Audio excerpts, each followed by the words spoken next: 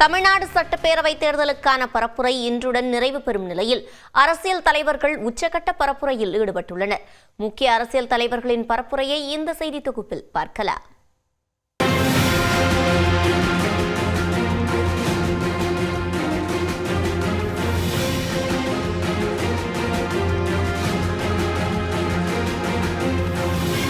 தமிழ்நாடு சட்டப்பேரவை தேர்தல் நாளை மறுநாள் நடைபெறும் நிலையில் அரசியல் தலைவர்களும் வேட்பாளர்களும் தீவிர வாக்கு வேட்டையில் இறங்கியுள்ளனர்.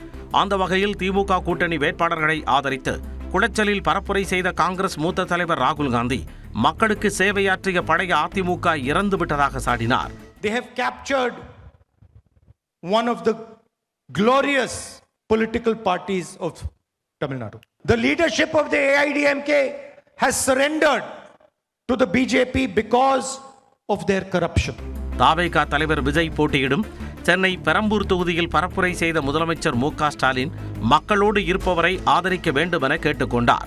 உங்கள் வீட்டு ஊழியனாக, உங்களுடைய தொண்டனாக, உங்கள் வீட்டு பிள்ளையாக இருந்து பணியாற்றுகிற ஒருவன் வேணுமா? ஏதோ எங்கோ இருந்து வந்து புதுசாக அரசியலுக்கு வந்து அப்படிப்பட்ட ஒரு நாடகத்தை நடிச்சுக்கிட்டு அவர் வேணுமாங்கிறத கொஞ்சம் சிந்திச்சு பாருங்க. அவ்வளோதான் அவங்களை கேட்குறோம். ஒரே கேள்வி. யாரையும் அரசியலில் தாக்கி பேச விரும்பல, விமர்சனம் பண்ணி பேச விரும்பல. ஏன்னா அதுக்கு எனக்கு வழக்கம் இல்லை, எனக்கு பழக்கமே கிடையாது. தான் போட்டியிடும் எடப்பாடி தொகுதியில் வாக்கு திரட்டிய அதிமுக பொதுச் செயலாளர் எடப்பாடி பழனிசாமி தொகுதி மக்கள் மத்தியில் கண் கலங்கினார். நான் இந்த நிலைக்கு உயர்ந்ததற்கு காரணம் இங்க இருக்கின்ற மக்கள் தான். நீங்க கொடுத்த பதவி, உங்கள் வீட்டில் ஒருவனாக இருக்கின்றேன். மீண்டும் நான் மனித பிறவியாக பிறந்தால் உங்கள் குடும்பத்தில் ஒருவனாக பிறக்க வேண்டும். தளி தொகுதியில் என்டிஏ வேட்பாளர்களை ஆதரித்து வாக்கு சேகரித்த ஆந்திரா முதலமைச்சர் சந்திரபாபு நாயுடு திருப்பதியில் இருந்து ஓசூருக்கு பேருந்துகள் இயக்கப்படும் என அறிவித்தார். தொடர்ந்து பேசிய அவர் திமுக அரசை சாடினார். ఒకప్పుడు తమిళనాడు చూస్తే అన్నిట్లో ముందుంది, ఇప్పుడు తమిళనాడు చూస్తే అన్నిట్లో వెనకానుంది. ఇప్పుడు బెంగళూరుకి, హైదరాబాద్కి, చెన్నై పోటీ పడే పరిస్థితిలో ఉందా తమ్ముళ్ళు అని మిమ్మల్ని అడుగుతున్నా. தேர்தலை முன்னிட்டு காணொலி வெளியிட்டுள்ள நாம் தமிழர் தலைமை ஒருங்கிணைப்பாளர் சீமான் இங்கு போட்டி ஊழலுக்கும் உண்மைக்கும் இடையேதான் என்றார். நமக்கென்று ஆதரவு குரல் எழுப்பவும், நமக்கென்று ஆதரவு கை நீட்டவும் எவரும் மற்ற நிலையில் தனித்து விடப்பட்ட அடிமை தேசியனத்தின் மக்கள். அதை நீங்க நினைவச்சுக்கணும். பணம் இருக்கிறவனுக்கு இன உணர்வும் மான உணர்வும் இருக்கிறது இல்லை. இன உணர்வும் மான உணர்வு இருக்கிற பணம் இருக்கிறது இல்லை. இது ஒரு இயற்கை முரணா இருக்குது. அதையும் தாண்டி எல்லா இடையூறுகளையும் தாண்டி வெல்வதற்கு பேர் தான் புரட்சி. பொன்னேரி, கும்மிடிப்பூண்டி தொகுதிகளில் ரோட் ஷோ சென்ற தாவேகா தலைவர் விஜய் சென்னையில் வில்லிவாக்கம், தியாகராய நகர், விருகம்பாக்கம் தொகுதிகளுக்கு உட்பட்ட இடங்களிலும் தாவேகா வேட்பாளர்களுக்கு ஆதரவு திரட்டினார்.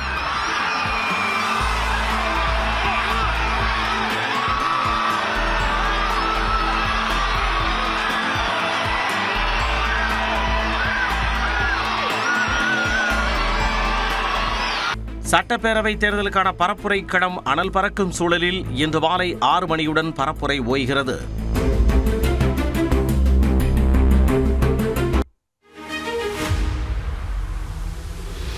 தொடர்ந்து 1 நிமிட செய்திகளை பார்க்கலாம்.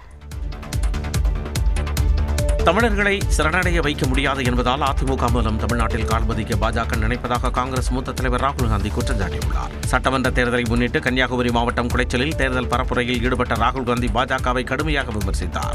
They have captured one of the glorious political parties of Tamil Nadu. The leadership of the AIDMK has surrendered to the BJP because of their corruption. தொடர்ந்து நெல்லை மாவட்டம் நான்குநேரியில் பேசிய ராகுல் காந்தி ஒரே நாடு ஒரே மொழி என்ற கொள்கை மூலம் அனைத்து மாநிலங்களின் வரலாற்றையும் தங்களுக்கு அடிபணிய வைக்க பாஜக முயற்சிப்பதாக கூறினார். BJP has a new concept of India. They want that all these histories should be subservient to their idea of history. They want all Indian languages to be subservient to their idea of the Indian language. அதேபோல் தூத்துக்குடியில் பேசிய ராகுல் காந்தி தமிழுக்கும் தமிழ்நாட்டிற்கும் பிரச்சனை ஏற்பட்டால் முன்னின்று போரிடும் போர் வீரனாக தான் இருப்பேன் என்றார். தான் போட்டியிடும் சேப்பாக்கம் திருவல்லிக்கேணி தொகுதியில் துணை முதலமைச்சர் உதயநிதி ஸ்டாலின் வீடு வீடாக சென்று வாக்கு சேகரித்தார். முன்னதாக அம்பத்தூர் தொகுதியிலும் அவர் பரப்புரை மேற்கொண்டார். நம்ம தலைவர் இவ்வளவு எதிர்த்து குரல் கொடுக்கறோம்ல, மோடி எதிர்த்து குரல் கொடுக்கறோம்ல, பிஜேபி எதிர்த்து குரல் கொடுக்கறோம்ல. ஆனா எதிர்க்கட்சி தலைவர் என்ன பண்றாரு? மோடி என்ன சொன்னாலும் கேட்டுக்கிட்டு ஆமா சாமி போட்டுக்கிட்டு உட்கார்ந்து இருக்கிறாரு. முரட்டு தொண்டர்கள் கேள்விப்பட்டிருப்போம். ஆனா ஒரு முரட்டு அடிமையை பார்த்திருக்கீங்களா? யார் அந்த முரட்டு அடிமை? இப்பவும் பாருங்க, எல்லாம் நான் சொல்ல, நீதான் சொல்றீங்க எல்லாம். நன்னிலம் தொகுதியில் பரப்புரை செய்த விசிக தலைவர் திருமாவளவன் சிறுபான்மையினர் வாக்குகளை பிரிக்க விஜயை பாஜக களமிறக்கி இருப்பதாக குற்றம் சாட்டினார். இந்த அணியை வீழ்த்துவதற்கு அதிமுக பாஜகவால் முடியாது என்பதனால் அவர்கள் செய்திருக்கிற தந்திரமான வேலைதான் நண்பர் விஜயை இறக்கி வைத்திருக்கிறார்கள். இங்க 2 பேருக்கு தான் போட்டி. அதுக்கு என்ன காரணம்? திமுகவை கடுமையாக எதிர்ப்பதன் மூலம் அவருடைய ரசிகர்கள் எல்லோரையும் திமுகவுக்கு எதிராக ஓட்டு போட வைப்பதுதான் அவருடைய நோக்கம். திருச்சி கிழக்கு தொகுதியில் பரப்புரை செய்த மக்கள் நீதி மய்யம் தலைவர் கமல்ஹாசன் 2 தொகுதிகளில் போட்டியிடுவது மக்களுக்கு செய்யும் துரோகம் என விஜயை மறைமுகமாக சாடினார். அரசியல்னு வரும்போது, தேர்தலுக்கு வரும்போது 2 தொகுதியில் நின்னுலாம் அப்படின்னாங்க. அதுவே தோல்வியின் ஆரம்பம்னு நான் சொன்னேன். நான் ஒரு இடம் போதுங்கிற சொல்ற அறிவு எனக்கு அப்ப இருந்தது. அது எப்பவுமே இருக்கணுங்கிறது என்னுடைய அறிவுரை. யார் வந்தாலும் உண்மையான தலைவன் மக்களுக்கு ஆபத்து வரும்போது ஓடிவர வேண்டும் எனவும் கமல்ஹாசன் கூறினார். பிரேமலதா உடலில் விஜயகாந்த் ஆவி புகுந்து விட்டதாக அண்ணாமலை தெரிவித்துள்ளார். ஆவடி தொகுதியில் பரப்புரை செய்த பாஜக மாநில முன்னாள் தலைவர் அண்ணாமலை திமுகவின் குற்றங்களை பிரேமலதா வெளிப்படுத்தியதாக கூறினார். திராவிட முன்னேற்ற கழகத்தில் இருக்கக்கூடிய எல்லா தவறுகளையும் பிரேமலதாக்கா சொன்னாங்க. அன்னைக்கு தான் தெரிஞ்சது விஜயகாந்த் ஐயாவுடைய ஆவி பிரேமலதாக்கா உடம்புல பூந்திருச்சிருக்கிறது. திருமங்கலத்தில் முன்னாள் அமைச்சர் ஆர்.பி. உதயகுமாரை ஆதரித்து பரப்புரை செய்த அமமுக பொதுச் செயலாளர் தினகரன் ஜெயலலிதா வளர்த்த பிள்ளைகள் ஒரு குடைக்குள் வந்திருப்பதாக தெரிவித்தார். நாங்கள் இடையிலே பிரிந்து கிடந்த காரணத்தினால் ஊர் 2 பட்டா கூட்டாளிக்கு கொண்டாட்டம் என்பவர்கள் போல திமுக இங்கே ஆட்சி பொறுப்புக்கு வந்துவிட்டார்கள். அதை உணர்ந்து அண்ணன் தம்பிகள் தேசிய ஜனநாயக கூட்டணி என்கிற உடையில ஒன்றிணைந்திருக்கிறோம். சேலம் மேற்கு தொகுதியில் வாக்கு சேகரித்த பாமக தலைவர் அன்புமணி திமுக ஆட்சி மகளிர் விரோத ஆட்சி என விமர்சித்தார்.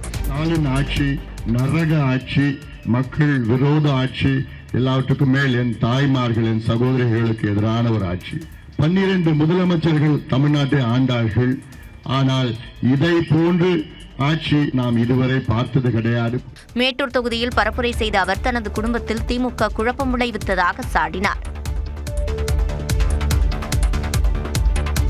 ஈரானுடனான போரில் இஸ்ரேல் தன்னை இழுக்கவில்லை என அமெரிக்க அதிபர் டொனால்ட் ட்ரம்ப் தெரிவித்துள்ளார்.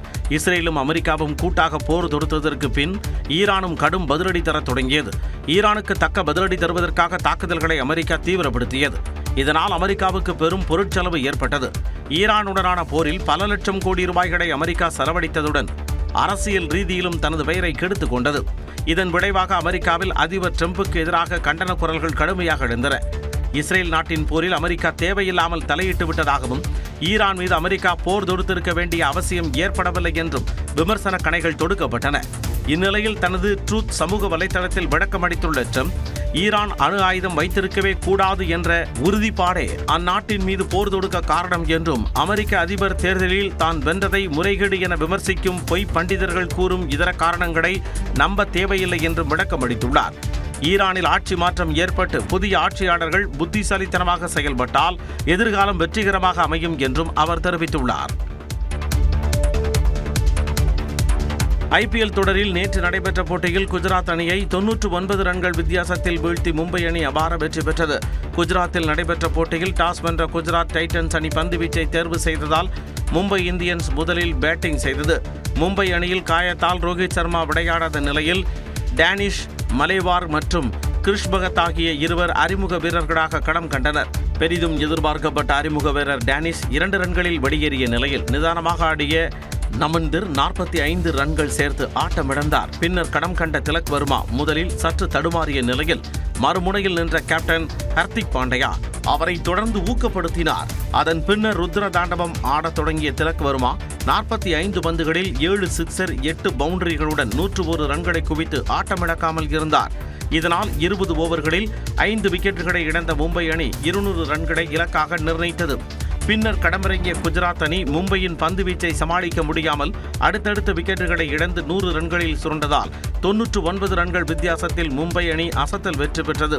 அஸ்வினி குமார் 4 விக்கெட்டுகளை சாய்த்த நிலையில் முதல் 5 போட்டிகளிலும் ஒரு விக்கெட் கூட எடுக்காத பும்ரா நேற்று ஆட்டத்தின் முதல் பந்திலேயே விக்கெட்டை வீழ்த்தி ஃபார்முக்கு திரும்பினார். விருதுநகர் பட்டாசு ஆலை விபத்தில் ஒரே கிராமத்தைச் சேர்ந்த 18 பெண்கள் உள்பட 19 பேர் பரிதாபமாக உயிரிழந்த நிலையில் அரசிடம் கிராம மக்கள் கோருவது என்ன என்பதை விரிவாக பார்க்கலாம் இந்த செய்தி தொகுப்பில்.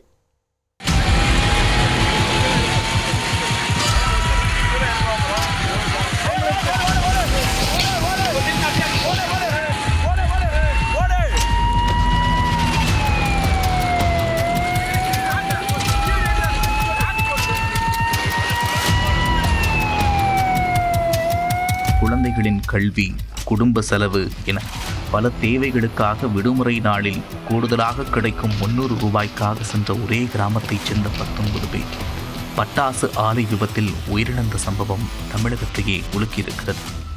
அதெல்லாம் ஒன்றும் செய்யாதுமா.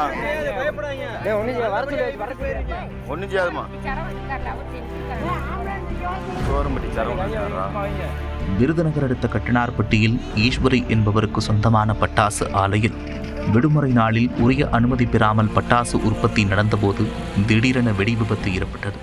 இந்த கோர விபத்தில் சேர்வைக்காரன்பட்டியைச் சேர்ந்த 19 பேர் உட்பட 25 பேர் உயிரிழந்தனர்.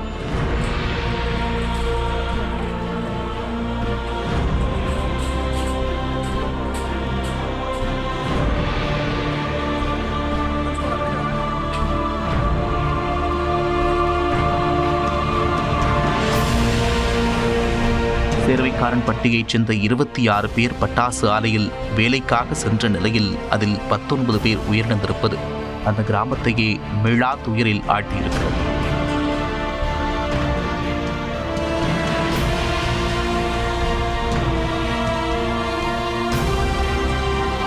கோர விபத்தில் மருதன், நாகம்மாள் தம்பதி உயிரிழந்த நிலையில் பெற்றோரை இழந்து 2 பிள்ளைகள் நிர்கதியாக நின்றது காண்போர் கண்களை கனக்கச் செய்தது.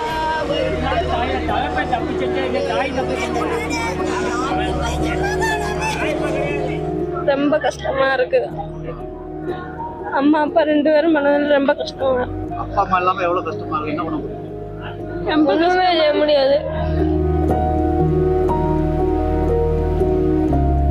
படிக்கிறதுக்கான வாய்ப்பு வசதி செஞ்சு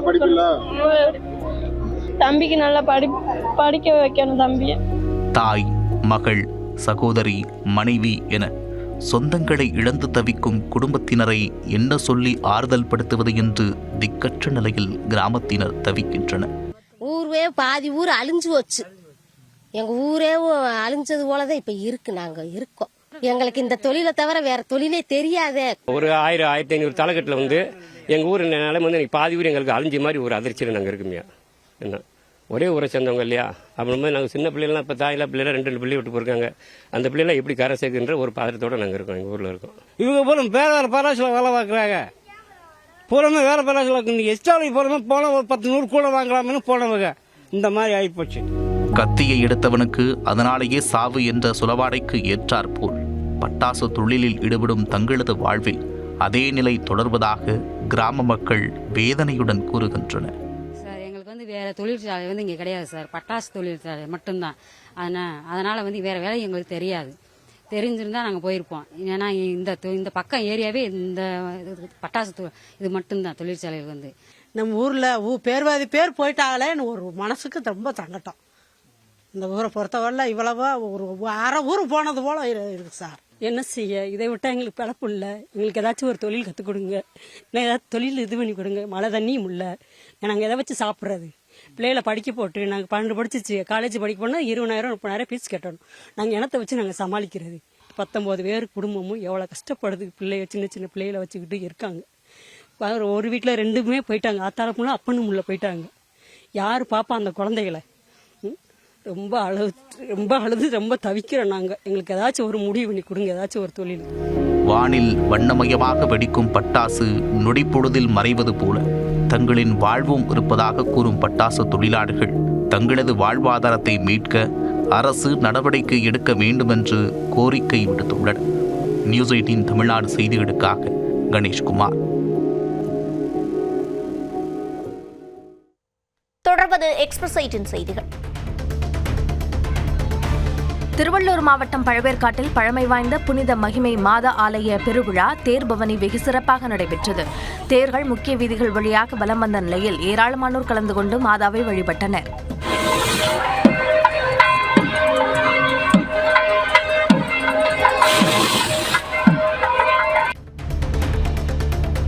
தூத்துக்குடி மாவட்டம் கோவில்பட்டி ஜியோ பெட்ரோல் பங்கில் வாகன் சேவா அமைப்பு சார்பில் வாகன ஓட்டிகளுக்கு இலவச குளிர்பானங்கள் வழங்கப்பட்டு வருகின்றன. கடுமையான கோடை வெயிலை கருத்தில் கொண்டு தொடங்கப்பட்டுள்ள இந்த நிகழ்ச்சியில் டீசல் போடும் வாகனங்களுக்கு 10% தள்ளுபடி மற்றும் உணவக கூப்பன்களும் வழங்கப்படுகின்றன. வரும் மே 31ஆம் தேதி வரை இந்த சலுகைகள் நடைமுறையில் இருக்கும் என அறிவிக்கப்பட்டுள்ளது. சட்டமன்ற தேர்தலை முன்னிட்டு டாஸ்மாக் மூடப்படும் பீதியில் முன்கூட்டியே மது வாங்க குவிந்த ஆண்களால் வாணியம்பாடி மதுபான கடையில் கூட்ட நெரிசல் ஏற்பட்டது. செட்டியப்பனூர் பகுதியில் இயங்கி வரும் டாஸ்மாக் கடையில் திடீரென குவிந்த 100க்கும் மேற்பட்ட மதுப்பிரியர்களை கட்டுப்படுத்த முடியாமல் காவல்துறையினர் திணறினர்.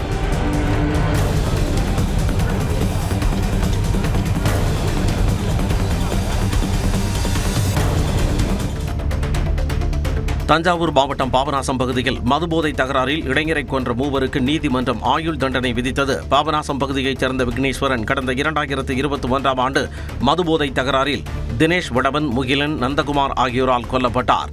இது தொடர்பான வழக்கு விசாரணையில் இருந்த நிலையில் கைதான மூவருக்கு ஆயுள் தண்டனை விதித்து கும்பகோணம் மாவட்ட கூடுதல் அமர்வு நீதிமன்றம் உத்தரவிட்டது.